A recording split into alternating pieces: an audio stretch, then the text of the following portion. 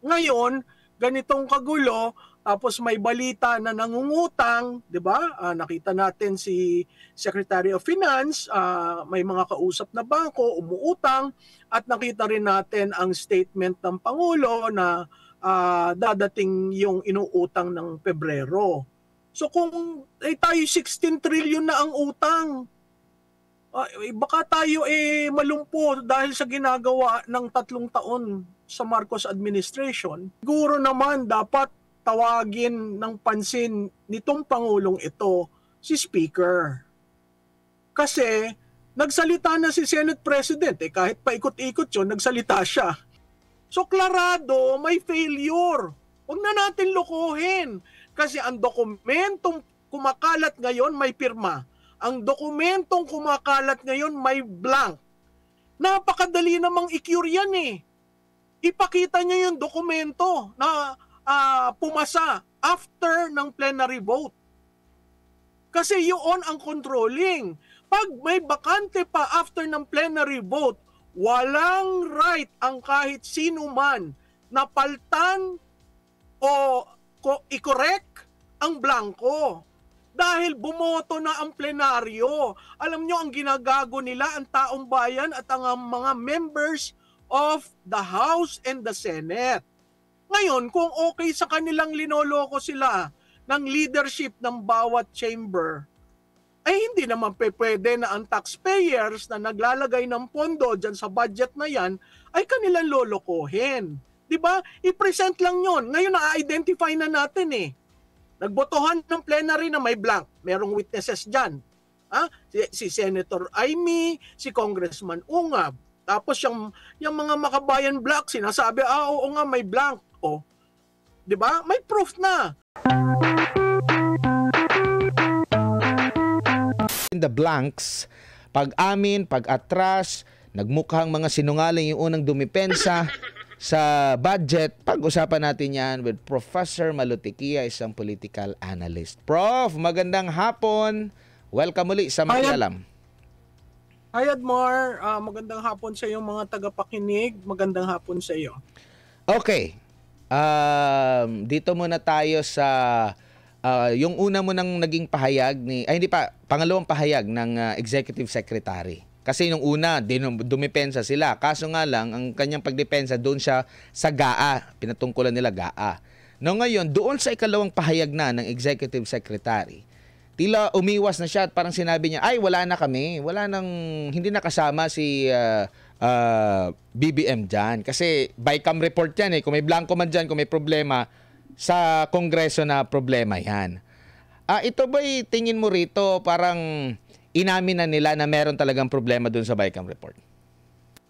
Admar, sa tingin ko clearly mula December 11 na nagbotohan patungo sa pagpirma niya malapit-lapit sa dulo ng December, nakikita natin tayo ay nasa pangatlong linggo ng Enero, pero lahat consistently nag-e-evade.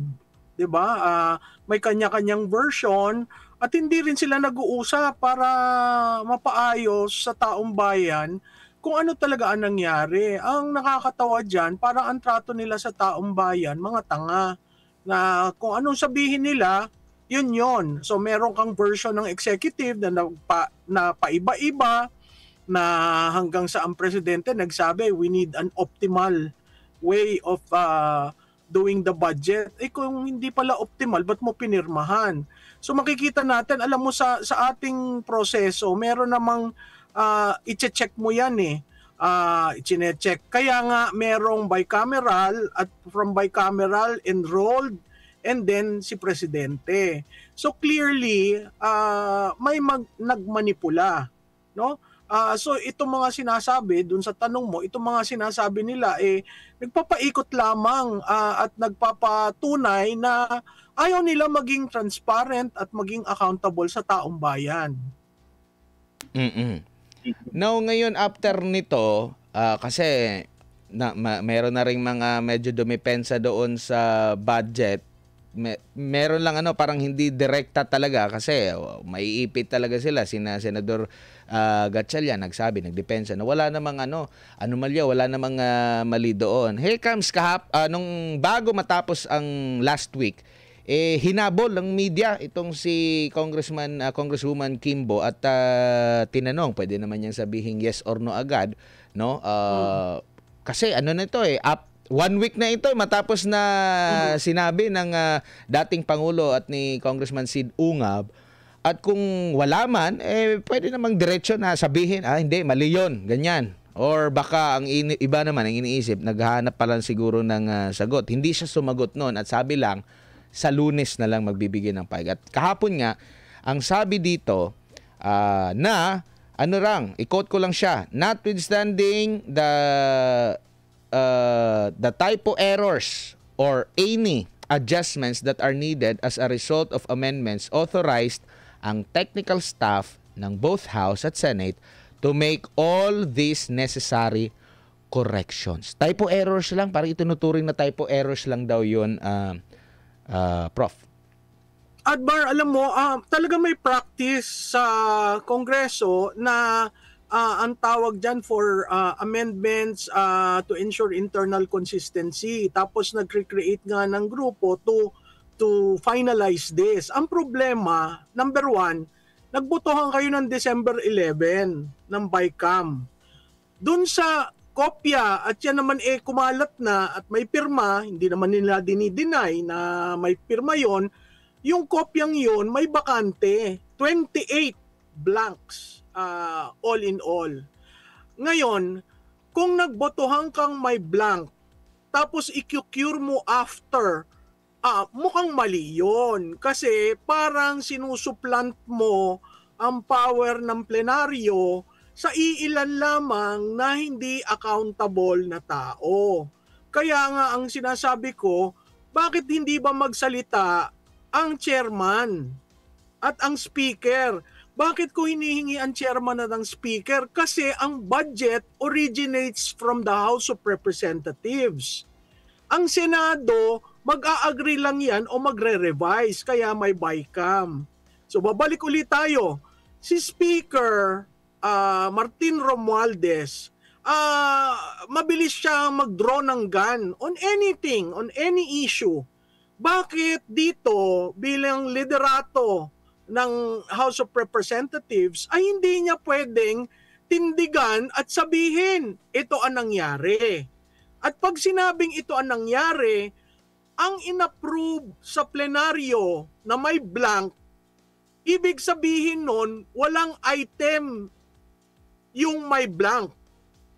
At in-enroll mo, susunod ka dun sa may blank, dun sa enrollment. So aalsin mo yon.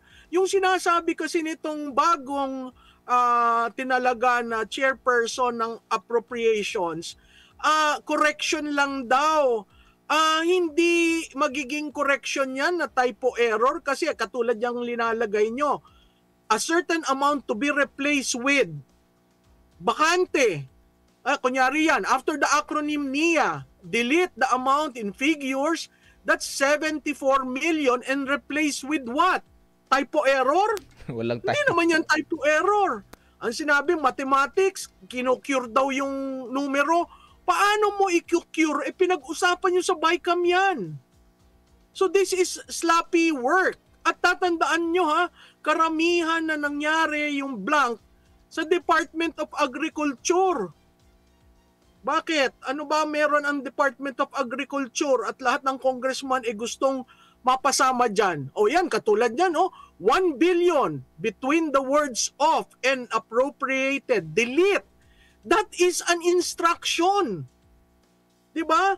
Kumbaga, bago kayo magbotohan, dinilit mo na yan. So kung nagbotohan kayo using this draft, technically, blanco, walang line item na 1,191,000,000. Wala. Kasi blanco Okay? So mali yung sinasabi nila na typo error lamang or mathematics. Bakit hindi na lang nila i-admit na nagkamali ang BICAM report? Hindi nila masabi yon kasi it creates a lot of problems. Because technically, hinaing nila sa presidente ang isang dokumento na hindi nila lininis. And I call on the executive secretary, siya yung gatekeeper dyan, at ang DBM secretary, sila ang gatekeeper dyan, para i-ensure yung kopya na enrolled copy ay pareho dun sa BICAM report. So klarado, may failure. Huwag na natin lokohin. Kasi ang dokumentong kumakalat ngayon may pirma. Ang dokumentong kumakalat ngayon may blank. Napakadali namang i-cure yan eh. Ipakita niyo yung dokumento na pumasa after ng plenary vote. Kasi yun ang controlling.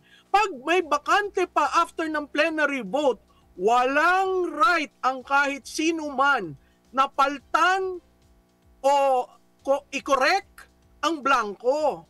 Dahil bumoto na ang plenaryo. Alam nyo, ang ginagago nila, ang taong bayan at ang mga members of the House and the Senate. Ngayon, kung okay sa kanilang linoloko sila ng leadership ng bawat chamber, ay hindi naman pwede na ang taxpayers na naglalagay ng pondo dyan sa budget na yan ay kanilang lolokohin. Diba? I-present lang yon. Ngayon, na-identify na natin eh. Nagbotohan ng plenary na may blank. Merong witnesses dyan. Si Senator Amy, si Congressman Ungab. Tapos yung mga makabayan block, sinasabi, oo nga, may blank. O, di ba? May proof na. Ngayon, from the voting sa plenaryo to the enrollment, sino may control niyan? House of Representatives. Bakit? Sila ang chamber of origin. Sa Congress, legislative parlance, ang chamber of origin, pag tiningnan mo yung kopya ng enrolled copy, sino yung una? HN or SN. Pag HN, ibig sabihin yun ang origin, chamber of origin. At pag tiningnan mo sa Ligang Batas, sa Article 6, Section 21, ang Kongreso, ang House of Representatives, ang may power of the purse. So saan nanggaling ang mali? Sa House of Representatives. Nagbotohan sila ng blanco. Tapos kinur nila after the fact para sa enrollment. Mali yun. Maling-mali yun. At ang Senado na nag-a-agree kasi pareho nagbotohan eh. So parehong version ang pinagbotohan. Hindi naman sila nag-BICAM to look into, hindi sila nag-BICAM uli to look into the correction. Kasi hindi mo na pwedeng i-BICAM uli ang pinagbotohan sa plenaryo.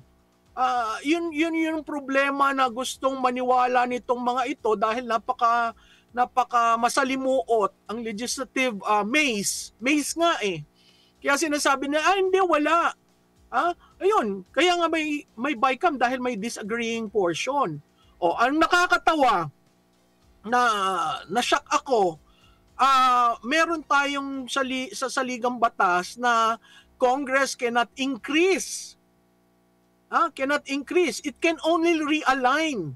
Pag tiningnan mo sa realignment ng certain line item, sus Ginoo, ang taas ng percentage increase. 'Di ba?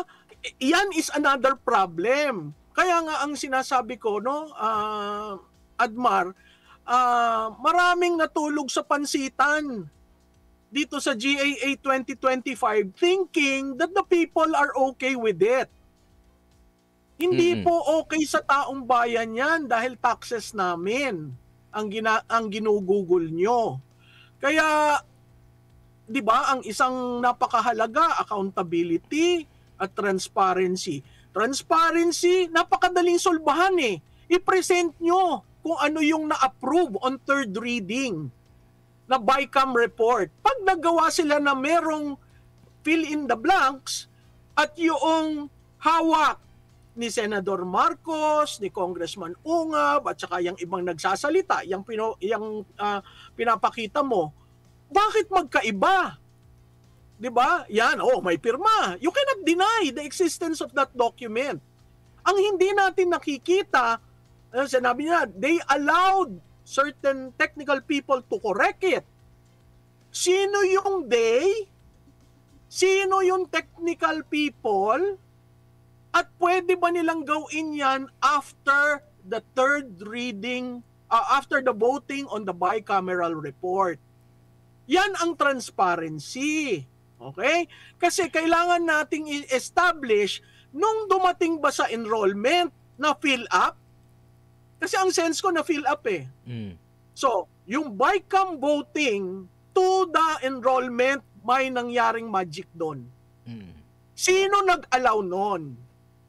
Kasi kung ayaw bantayan ni Executive Secretary at ng DBM ang nangyari dyan sa NEP nila, abay, nakakalungkot. Dahil lumalabas, totoo pala ang sinabi ni Vice President Duterte, dalawang tao lang ang may say sa budget. Opo, at nakita natin. Nabanggit din ni dating Senate President Tito Soto, sabi niya dito, nagkomento din siya sa kanyang Twitter, some of our legislators need to undergo parliamentary rules and procedures workshop. Ministerial corrections by technical staff are never allowed in any bill, much more a law. You bring it back to plenary. That's right. Yan yung naalala mo, Admar, nung una mo akong kinausap. Kaya ako parating sinasabi, masalimuot po ang proseso ng legislation. Pero kaya linagyan ng procedure para sinusunod. Ito po, nangyayari ang ministerial corrections by technical staff. Pero nangyayari yan bago ng botohan. Hindi ka naghahaing ng bicameral report na bakante o fill in the blanks para mong ininsulto ang chamber mo. So, ang tanong ko sa mga congressman sa House of Representatives, okay po sa inyo ito? Nagbotohan kayo sa isang panukalang batas na umabot sa bicameral, pero nung nagbotohan kayo, ang dokumentong hawak nyo ay bakante? Kung nangyari po yan, may mali sa House of Representatives. And kumbaga, yung pag-approve ng mga senador, kumbaga bago mo na sila mag-approve, dapat 'di ba pag-aralan muna lahat ng mga members na nasa BICAM. At naalala ko nung sinabi ni Senador Bato na humihingi pa nga sila ng parang extension para mapag-aralan. Pero parang minadali. May blanco na nga, minadali pa. So, nakikita mo dito sa mga pangyayaring ito, may something na gusto nilang gawin. 'Di ba? Na hindi na patagalan, hindi na ma-brought up pa yung blanco, pero nung December 11 ata, may ilang araw after noon, tsaka nagsalita si Amy na hindi ako pumirma kasi ganito ang nangyari. Merong kulang-kulang, may mga blanco pa. Alam mo, Admar, in fairness to Senator Marcos, she even suggested ibalik sa BICAM, magtawag ng special session. Kasi ang sense ko, ayaw nilang ipahiya ang presidente. So, kung ang problema nasa House of Representatives at Senado, ang solusyon na andon. So, wag mong ipasa dahil gusto mong madaliin. Kung titingnan mo, Admar, itong administrasyon na ito, parating may problema sa budget. Nagsimula tayo yung una nilang budget, 2023. Pinaspasan rin yun. Pinaspasan na nakita natin inalis yung ilang pondo sa 4Ps at re-align at gawing ayuda. Noong 2024, nagkaroon ng unprogrammed appropriation na napakalaki at nagkaroon ng AKAP. Nakikita mo, binabastardize nila ang budget process. Ngayon, ang hindi ko maintindihan sa executive, nanggaling yan sa inyong proposal. So dapat binabantayan yan. I mean, the process itself, nung dati sa Kongreso, ang PLLO, yan ang Presidential Legislative Liaison Office, nagbabantay sa budget deliberation. Ang DBM nagbabantay sa budget deliberation para makita nila line item, paano ba yung ginawa. Diba? At nag-a-appeal sa BICAM. parang dito makikita mo talaga ang kapangyarihan ni Speaker. At ang Senado, nakakalungkot dahil ako'y nagtrabaho dyan sa institusyon na yan, dahil binigyan ng 5 billion na akap, umokay na. 'Di ba? Nakakalungkot kasi dapat may checks and balance, kaya nga BICAM eh. At kaya nga dalawang chambers ang ating ng ating kongreso. So parang boys club na okay na yan, sige na. At ang nakakalungkot, yung iba nagsasabi walang blank. 28 blanks binilang namin, 28 blanks. Hindi mo yung makikita. Kung ikaw ay veterano sa legislation, magugulat ka. Pwede kasing 1, 2 pahina, pero 28 blanks. At in-identify nila yung pahina, yung line item, di ba? At diyan makikita natin, those are amendments.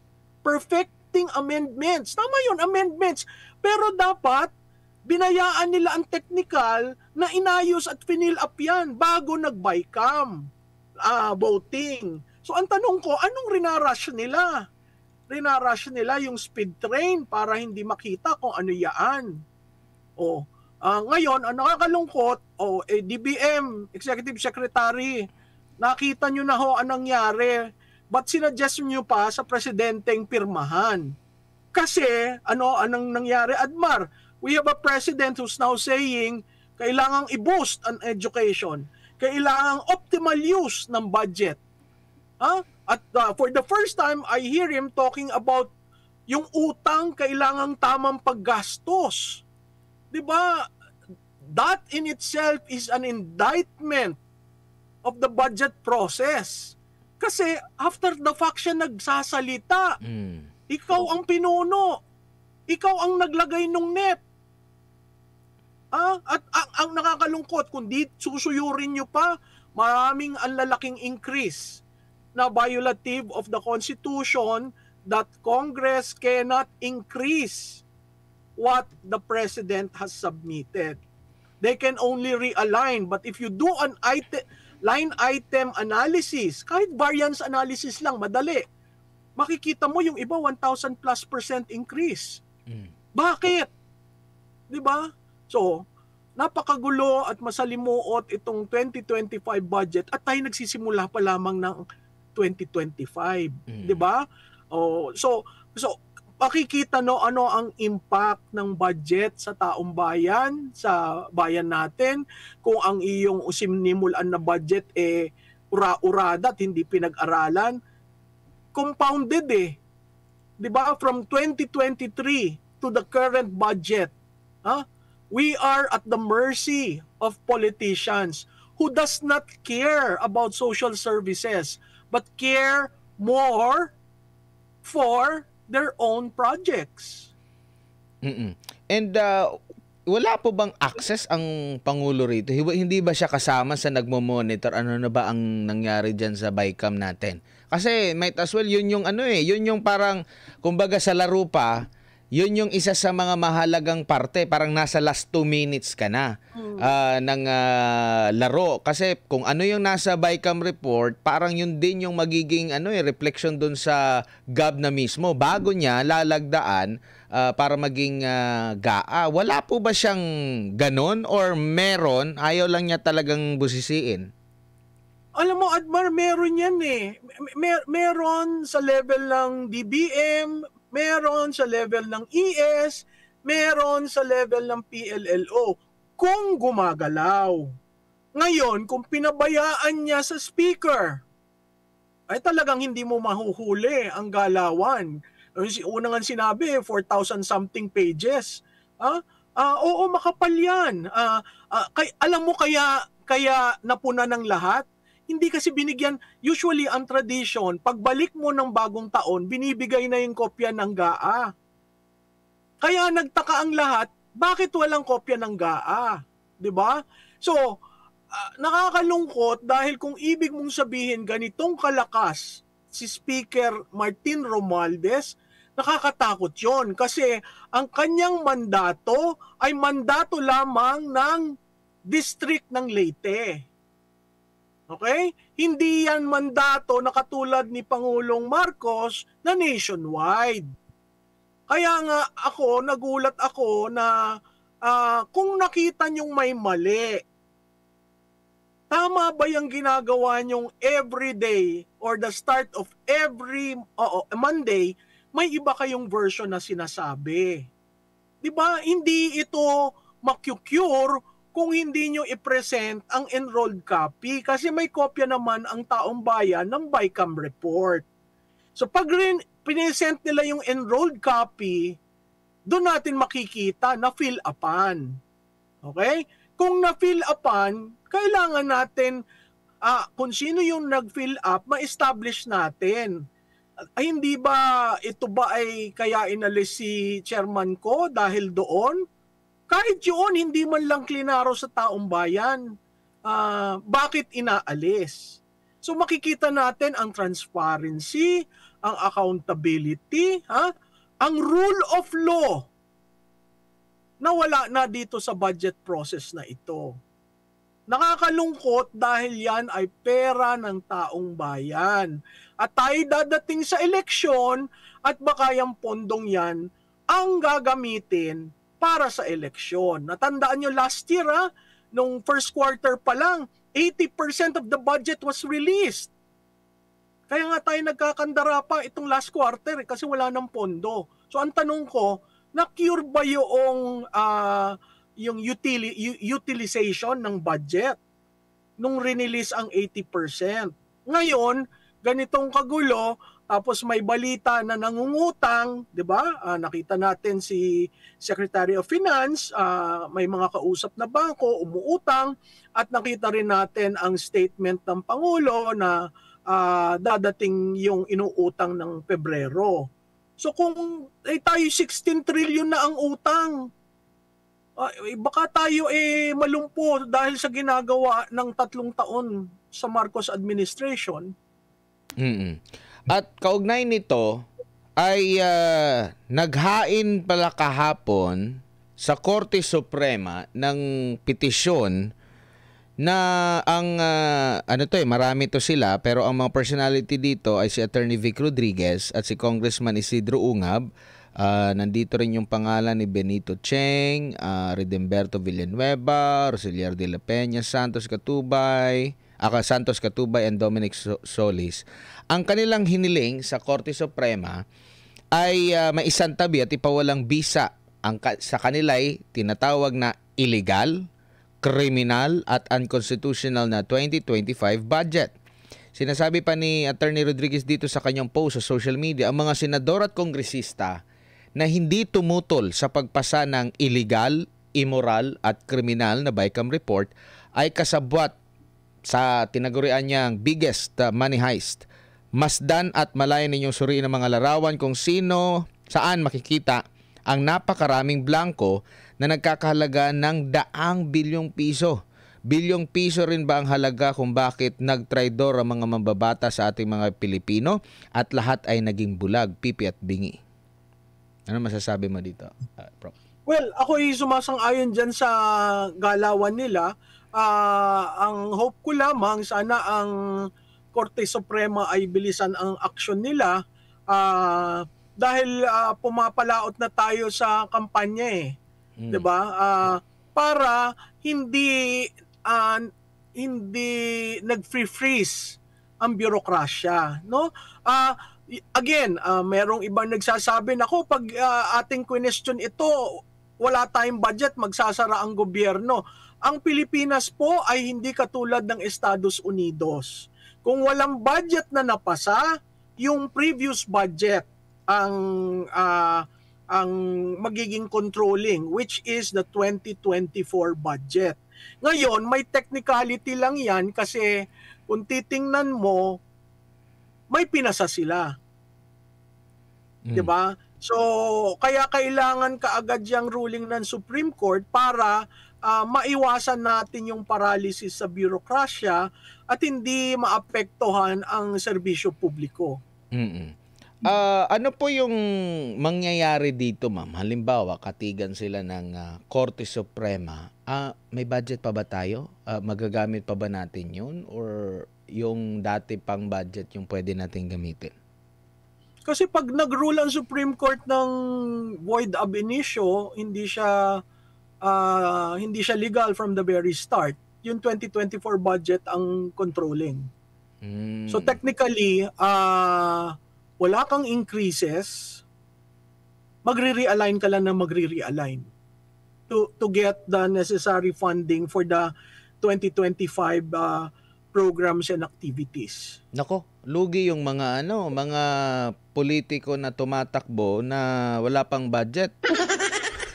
Alam mo ang mangyayari niyan, yung parang 2019, alala niyo yung ginawa ni Senate President Soto at ni Senator Ping Lacson nung sinabi kay Presidente Duterte, 93 billion yung insertion, blah blah blah. So Benito, that is the biggest veto in the history of budgetary politics. And then inalis niya, linagyan niya ng conditional release. So hindi ko alam kung yan ang gagawin nitong Pangulong ito, but definitely mag-i-impact yan sa kampanya. Kasi ang reading ko nga, yan din sa 2025 budget, marami silang taba na linagay para sa kampanya. Ang Malacanang ay tumanggi muna magbigay ng komento kaugnay sa naging petisyon na ito ni Attorney Vic Rodriguez at Congressman Ungab sa Korte Suprema na kumu-question nga sa 2025 GAA. Ayon kay Executive Secretary Lucas Bersamin, kailangan muna nila mabasa ang nilalaman ng petisyon at pagkatapos nito ay maglalabas sila ng komento ang ehekutibo through Office of the Solicitor General. Pero sa mga pag-question po ba, meron po ba sa kasaysayan natin, Prof. Malu, na naging mabilis? Kasi maalala ko, ang isa sa mga controversial is yung DAP. Pero di ko lang alam kung na-release ba yung during sa administration pa ni Pinoy or after na? Parang ang timing nun, right smack into the budgetary process eh. Kaya kaagad nag-realign. I may be wrong, but that's my recollection. Mabilis umakto ang Supreme Court noon. Dito kailangan mo ng kahit minute resolution para matigil. Ako ang request ko lang na mention mo si ES. Umupo kayo sa executive. Kasi naiipit ang executive dito sa maling advice. Umupo kayo, tingnan nyo, at you owe that to the people, to the taxpayers, to reveal to us. Ano ba talaga ang nangyari? Kasi tayo, may conclusion na tayo eh. Sila ang umiikot-ikot pa. And you know, Mr. Executive Secretary, your president is the leader of the party in government. Siguro naman dapat tawagin ng pansin nitong Pangulong ito si Speaker. Kasi nagsalita na si Senate President, kahit paikot-ikot yun, nagsalita siya. 'Di ba? Ang hindi nagsasalita ang mga taga-House of Representatives. So, ako, Admar, babalik ako. May dalawang issues na itatapon sa mga incumbents. Isa, PhilHealth, isa, budget. So sa ating mga botante, tandaan niyo yung dalawa kasi nag-trigger yan ng public reaction eh. Condemnation nga eh, no? Ang PhilHealth dahil kalusugan ng mga miyembro nito at ang budget dahil taxpayers ito. Hindi ito pondo ng mga politiko. Sang-ayon din po ba kayo? Meron ding naging opinion dito si Pastor Apollo Siquibule. Ang sabi niya, kung ang namumuno ay talagang tuwid ang utak at para sa kapakanan ng tao yung kanyang sinumpaan, makikita sa budgeting natin. Ang pera nandyan pero bigla na. Kumbaga, makikita natin kung matino ang leader natin dito sa naging budgeting natin. Lalo na kung pag-uusapan natin yung transparency kasi pera ng taong bayan na ito. Kayo po ba'y sumasang-ayon dito? Admar, sumasang-ayon ako dyan kay Pastor Kibuloy. Yan sinabi niya na tungkol dun sa budget ng taong bayan, no?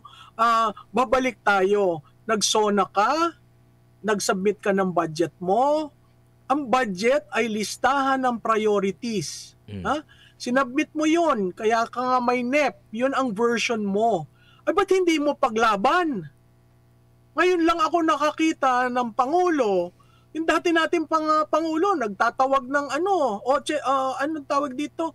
Yung leadership ng chambers. Mag-meeting tayo tungkol dito sa budget. Ay, hindi ko nakita na nag-effort itong Pangulong ito na sabihin sa kanito, ito ang priority ko ha. Huwag niyong babaguhin. Kung babaguhin nyo, timbre nyo muna sa akin. Hindi mo sinasabing sumunod ka. Respeto mo yung power of the purse ng House of Representatives. Pero, sandali lang, ito yung priority ko. Nag-usap tayo niyan. Di ba? Nag-usap kayo sa LEDAC, anong priority. Nag-usap kayo sa legislative liaison, kung ano ang priority. Lahat yan, priority. Sa SONA nga, nakinig kayo eh. Bakit pagkatapos ng SONA at sinabit sa inyo ang budget, nawala na? At ang nasunod ang speaker. Hindi ko minamaliit ang Senado, pero the fact na nabigyan sila ng 5 billion, tumahimik sila. So yun ang nakakalungkot. Kasi akala ko ito yung Senado is the last bastion dito sa, very parochial interest ng House of Representatives. Pero as it turns out, under the Escudero leadership, bumaba yata ang bar of leadership sa Senado. Kasi kita mo, very active rin siya dyan.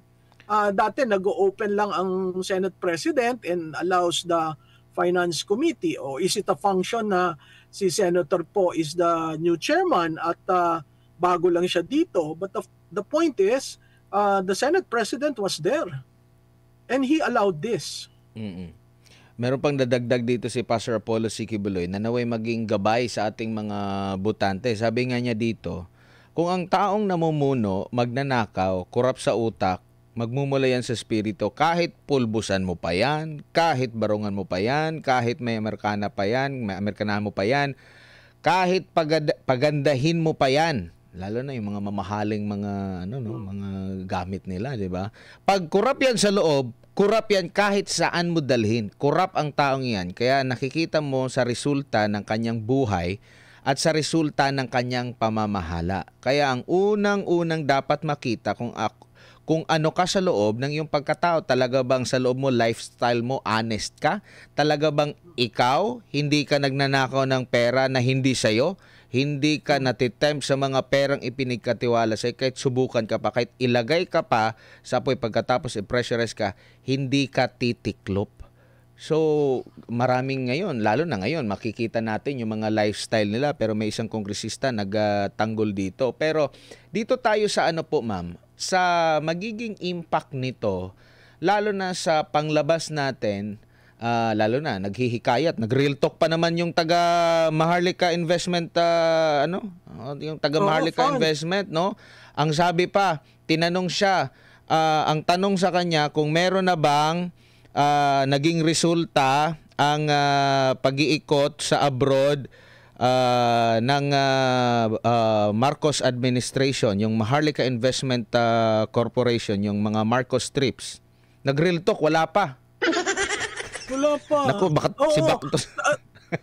Tapos, Admar, di ba ang tinatarget nila ang NGCP? Gusto nila ng 4 na ano. Parang meron na ata, mo, di ba? Nagkaroon sila ng motu proprio hearing ng legislative franchise. So, minonitor ko yun. Nagulat ako, anong imomoto proprio nyo? Essentially, to establish the fact that government wants to get 4 seats in NGCP. Today, as we talk, ang House of Representatives pinasa yung amendments to the Development Bank of the Philippines Charter. Kaya sabi ko, pag-aralan nga natin ito, baka na naman meron na namang nangyayari. Kasi ang parati nilang pinakikialman yung mga trust funds. 'Di ba? Ang SSS, ang GSIS. Siya may pera na eh. PhilHealth, pera na. Oo. PDIC, tapos magkakaroon tayo ng ano ito, fire sale ng mga assets. Ay, nakakatakot yun ha. Sa simula ng taon, hindi ko alam kung ano nangyayari dyan sa PCO at mukhang nawawala sila sa messaging sa taong bayan. Sa simula ng taon, itong lahat na problemang ito, para kang Admar na may listahan ka ng pamalengke, isinulat mo yung papalengkehin mo, tapos napadaan ka sa sa loto, 50 pesos, binahinta mo sa loto, 50 pesos na lang natira sa'yo. Yan ang nangyayari sa atin sa budget. Oo. Nakakalungkot. Nagsalita na rin yung mga oligarchs. Mismo sila, medyo pumalag na rin dito. Paano yung makakamit natin yung pagganda ng ating ekonomiya kung hindi tayo makakahikayat ng mga investors dito dahil for sure madi-discourage sila. Kumbaga sabi nga nila na eto nga nakapag nakaw sila sa pera ng taong bayan, tayo pa na merong existing na pera pang kapital, baka tayo talaga priority nito. Sa ibang bansa na lang kami maglalagak ng puhunan. Oo, Admar, ganyan nga ang nangyayari. Medyo hesitant na pumasok. Hesitant na kasi hindi certain, hindi predictable, hindi sustainable ang policies ng gobyernong ito. Kung paiba-iba ka as a reflection of the budget, mahihirapan kang magdala kung ikaw ay mangangalakal ng pondo para sa Pilipinas. Prof, maraming salamat po sa inyong oras at panahon. Sa uulitin po, ingat po kayo. Maraming salamat.